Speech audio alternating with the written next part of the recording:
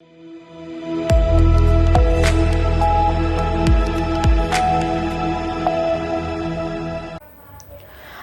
आप देख रहे हैं बिहार झारखंड बुलेटिन। आज के बुलेटिन की शुरुआत बिहार के बक्सर से होगी। पहले चरण की मतदान प्रक्रिया में भारी उत्साह और बड़ी हिस्सेदारी देखने को मिली। इसके अलावा झारखंड के बरही, लोहरदगा और पलामू जिले से भी अहम खबरें हैं। आइए सबसे पहले बक्सर से जुड़ी अपडेट जानते हैं। बक्सर में पहले चरण की मतदान प्रक्रिया में भारी वोटिंग को लेकर पीके ने बयान दिया। उन्होंने कहा कि 14 तारीख को बिहार में इतिहास लिखा जाएगा। जनता नए विकल्प को लेकर उत्साहित है और प्रवासी मजदूरों ने भी बड़े पैमाने पर मतदान किया है, जो इस चुनाव का एक्स फैक्टर साबित होगा। पीके ने जन सुराज की जीत का दावा करते हुए कहा कि बिहार में पहली बार युवाओं की वोटिंग सबसे अधिक हुई है। उन्होंने कहा, इतनी भारी वोटिंग किसी सरकार को बनाए रखने के लिए नहीं होती, बदलाव निश्चित है। 30 सालों में ये सबसे ज्यादा वोटिंग परसेंटेज हुआ है फर्स्ट चरण के चुनाव में, ये क्या दर्शा रहा है सर? 30 सालों में नहीं, आज़ादी के बाद बिहार में हुए चुनाव में ये सबसे ज़्यादा वोटिंग परसेंटेज है। ये दो बातों को दिखाता है। पहला कि जो बात हम लोग पिछले कई महीनों से, बल्कि मैं 1-2 साल से कह रहा हूँ कि बिहार में 60% से ज़्यादा जनता बदलाव चाहती है और पिछले 25-30 साल से जो राजनीतिक विकल्प के अभाव में एक तरह से धीरे धीरे राजनीति को लेकर, चुनाव को लेकर उदासीनता बन गई थी, विकल्प नहीं था लोगों के पास। अब जनसुराज के आने से उनको एक नया विकल्प मिला है और बढ़ा हुआ जो वोटिंग परसेंटेज है वो दो बातों को दिखाता है। एक कि लोगों को एक नए विकल्प को देखकर उत्साह रहा है और बड़े पैमाने पर वोटिंग हुई है, बदलाव के लिए वोटिंग हुई है। और दूसरी बात, जो बड़े प्रवासी मजदूर हैं जो बहुत बड़ी संख्या में छठ के बाद रुके हुए हैं, उन्होंने अपना और अपने परिजनों का, अपने मित्रों का जो वोट कराया है उसने सबको सरप्राइज किया है। और जितने लोग ये बैठे हुए थे कि महिलाओं को 10,000 पैसा मिल गया और उसी से हम लोग जीत जाएंगे, इन चुनाव में महिलाएं तो हैं ही, लेकिन महिलाओं से बढ़कर प्रवासी मजदूर एक्स फैक्टर है। इस चुनाव का एक्स फैक्टर प्रवासी मजदूर हैं। वो क्या कर रहे हैं, वो अपने दोस्तों, मित्रों, परिवार वालों से कैसे वोट करा रहे हैं, इसी से बिहार का चुनाव तय होगा। आप मुझे जितने पत्रकार लोग हैं ये बताइए कि किसी मीडिया चैनल ने, किसी पत्रकार ने, किसी राजनीतिक विशेषज्ञ ने, किसी पार्टी ने अगर ये कहा हो, किसी नेता ने कहा हो कि बिहार में इस बार अप्रत्याशित वोटिंग होने वाली है? किसी ने नहीं कहा है। और ऐसा नहीं है कि महिलाओं का वोटिंग ज़्यादा हुआ है। पहली बार बिहार में युवाओं की वोटिंग सबसे ज़्यादा हुई है। सबसे ज़्यादा एग्रेसिव होकर युवा वोट किया है। तो अगर युवा वोट कर रहा है तो अपने भविष्य के लिए वोट कर रहा है, बिहार में बदलाव के लिए वोट कर रहा है, बेहतरी के लिए वोट कर रहा है। स्टेटस को के लिए इतना बड़ा वोट पड़ना यूजुअली संभव नहीं है। 1-2 अपवाद हो सकते हैं, लेकिन जहां कहीं भी पिछले 20 वर्ष में इस तरह से बढ़ चढ़कर वोटिंग हुई है, वहां इनकम्बेंट पार्टियों को बक्सर से सीनियर संवाददाता वरुण की रिपोर्ट। बरही गया रोड स्थित एक विदेशी शराब दुकान में गुरुवार रात चोरी का प्रयास किया गया, लेकिन चोरों का यह प्रयास असफल साबित हुआ। जानकारी के अनुसार चोरों ने शराब दुकान के ग्रिल और शटर में लगे 4 ताले तोड़ने का प्रयास किया। शटर का लॉक तोड़ते समय कुंडी ही कबाड़ गई, जिससे शटर नहीं खुल पाया और दुकान चोरी से बच गई। अगले दिन सुबह दुकान मालिक मुकेश गुप्ता ने सभी ताले टूटा हुआ देखा और तुरंत पुलिस को घटना की सूचना दी। पुलिस मौके पर पहुंची और आसपास लगे सीसीटीवी कैमरों और स्थानीय लोगों से पूछताछ कर मामले की जांच शुरू कर दी। दुकान में सीसीटीवी कैमरा नहीं लगा था। स्थानीय लोगों का कहना है कि चोरी की घटनाएं दिन प्रतिदिन बढ़ रही हैं, जिसका मुख्य कारण युवाओं में बढ़ता नशा है। इस तरह की घटनाओं ने शहर के नागरिकों में डर और चिंता पैदा कर दी है।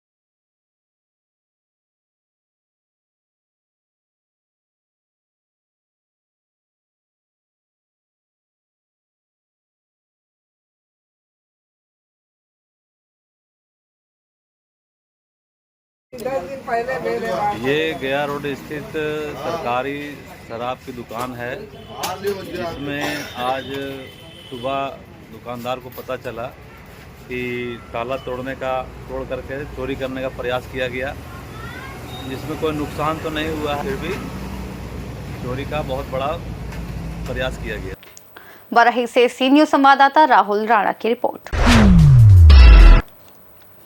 आगे रुक करेंगे लोहरदगा का, जहां जिले के किस्को थाना में नया थाना प्रभारी मानस कुमार साधु ने पदभार संभाला।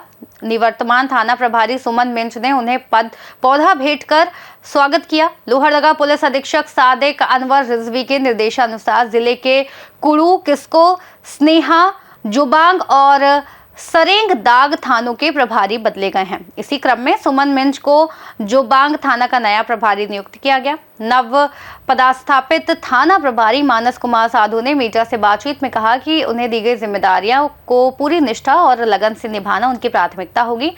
वहीं पूर्व थाना प्रभारी सुमन मिंज ने कहा कि किस्को थाना क्षेत्र के लोग हमेशा सहयोगी रहे हैं और उन्होंने अपने कार्यकाल में क्षेत्रवासियों से पर्याप्त सहयोग प्राप्त किया।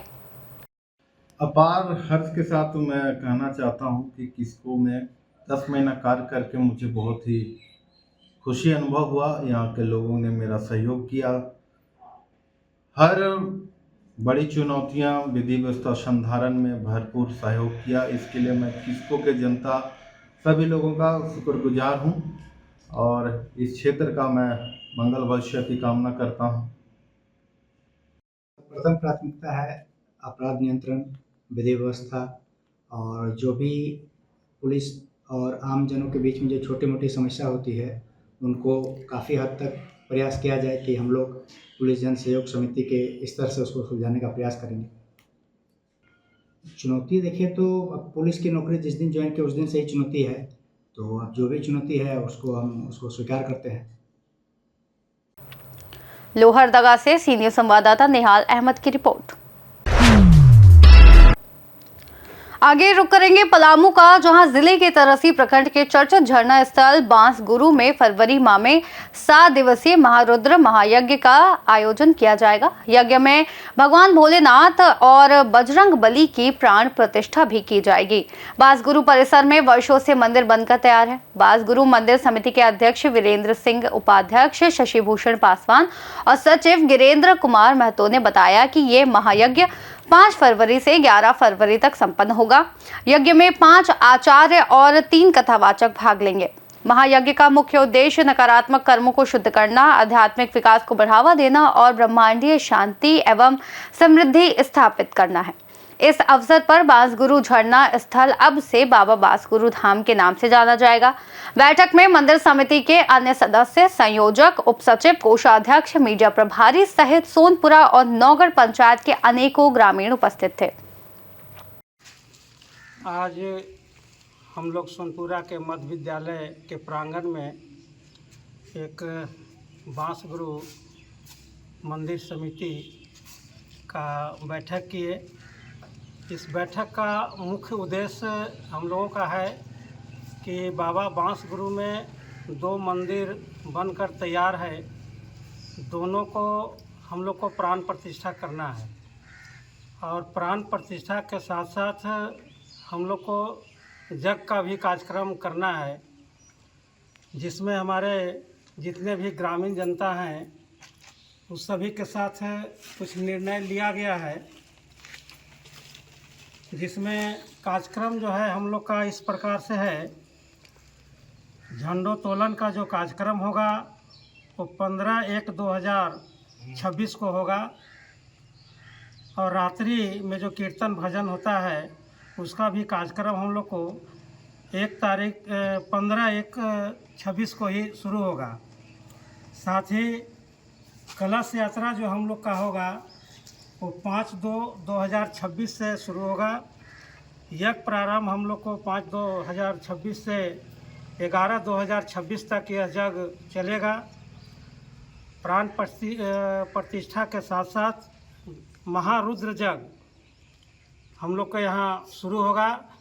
इसके लिए हम लोग आज सारे ग्रामीण जनता समिति सब लोग उपस्थित हैं और सभी लोगों के बीच में यह निर्णय लिया गया है कार्यक्रम हम लोग का इसी प्रकार चलेगा और जग की समाप्ति हम लोग को 8 तारीख के किया जाएगा।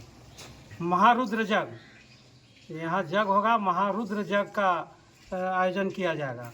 आज हम लोग शिव मंदिर निर्माण समिति के लोग बैठे, हम लोग लगातार बांसगुरु में 2001 से यहाँ पे भव्य मेला मकर संक्रांति के शुभ अवसर पे 14 जनवरी को करते आ रहे हैं। काफ़ी संख्या में भीड़ होती है। बांसगुरु पवित्र स्थल बाबा के शरण में 2 मंदिर बनकर के तैयार है, शिव मंदिर और बजरंग बली का मंदिर में बहुत सारे यहाँ पे लोग अपनी आस्था को लेके आते हैं और उनकी मनोकामना पूर्ण भी होती है। लगातार ये चलता आ रहा है। यहाँ के सभी लोग, बड़े बुजुर्ग का मांग था कि हम लोग प्राण प्रतिष्ठा, जब मंदिर तैयार हो गया तो प्राण प्रतिष्ठा करनी चाहिए और निश्चित रूप से हमारे समिति के लोग, हम लोग सभी लोग मिल करके एक अच्छा निर्णय हम लोगों ने लिया। पिछले बैठक में भी हम लोग तय कर लिए थे कि यहाँ पे यज्ञ और प्राण प्रतिष्ठा का कार्यक्रम यज्ञ के साथ साथ किया जाए। पिछले 2005 में हम लोग महारुद्र यज्ञ 11 दिन का किए थे, जिसमें काफ़ी दूर दूर से बहुत सारे लोग यहाँ इकट्ठा हुए थे। हम समझते हैं कि ये जो प्राण प्रतिष्ठा यज्ञ का जो हम लोग कार्यक्रम रखे हैं, उसमें 7 दिवसीय महारुद्र यज्ञ का आयोजन हम लोग कर रहे हैं और महान आचार्य, महान पंडित, महान जो है सब विद्वानों के द्वारा यहाँ पे प्रवचन कार्यक्रम, प्राण प्रतिष्ठा के कार्यक्रम, यज्ञ का कार्यक्रम का अनुष्ठान किया जाएगा। हम लोग 7 दिवसीय महायज्ञ का प्रारंभ 15 जनवरी से कर रहे हैं। 14 जनवरी को महान मकर संक्रांति के मेला के बाद 15 जनवरी को हम लोग यज्ञ के नाम से झंडोत्तोलन करेंगे और उस दिन से लगातार भक्तिमय वातावरण बनाते हुए हम लोग 5 फरवरी को यज्ञ का प्रारंभ कलश यात्रा से करेंगे और 11 फरवरी को यज्ञ की समाप्ति होगी। 7 फरवरी को नगर भ्रमण कराया जाएगा बजरंग बली को, हमारे शिव भगवान को। उसके बाद स्थापित किया जाएगा, प्राण प्रतिष्ठा किया जाएगा और एक भक्तिमय वातावरण के साथ बांसगुरु पवित्र स्थल को हम लोग जो है से एक बेहतर वातावरण, एक बेहतर माहौल में हम लोग कार्यक्रम को संपादित करेंगे। धन्यवाद। जय बांसगुरु बाबा। आज बैठक में सबसे पहले तो सर्व समिति से निर्णय लिया गया कि जो बांसगुरु का नामांकन हुआ उसमें बाबा बांसगुरु धाम के नाम से आज के बाद जाना जाएगा और 7 दिवसीय यहाँ पर महारुद्र यज्ञ का आयोजन किया गया है, जो आपका 5/2/2026 से 11/2/2026 तक चलेगी। और हमारे इस यज्ञ में बनारस द्वारा, विद्वानों के द्वारा यहाँ पर पूजा पाठ और प्राण प्रतिष्ठा का कार्यक्रम होगा, जिसमें शिव मंदिर और बाबा ये आपका बजरंग बली का दोनों मंदिर का यहाँ पर प्राण प्रतिष्ठा की जाएगी। और ये सारे बिंदुओं पर विचार करते हुए सर्वसमिति से निर्णय लिया गया और झंडोत्तोलन जो है 14 जनवरी को हम लोग का मकर संक्रांति के शुभ अवसर में मेला लगती है और 15 तारीख को उसके जस्ट दूसरे दिन हम लोग झंडोत्तोलन का कार्यक्रम करेंगे और उस दिन से प्रतिदिन शाम को 2 घंटे का कीर्तन भजन कार्यक्रम भी चलेगा। तरहसी से सीनियर संवाददाता सत्येंद्र कुमार विश्वकर्मा की रिपोर्ट। तो ये थे बिहार झारखंड की खास खबरें। बक्सर में चुनावी उत्साह, बरही में चोरी की नाकाम कोशिश, लोहरदगा के किस्को में नया थाना प्रभारी और पलामू के बांसगुरु धाम में होने वाले महारुद्र महायज्ञ की तैयारी की खबरें। फिर नई खबरों के साथ लौटेंगे, तब तक के लिए देखते रहिए सी न्यूज़ भारत।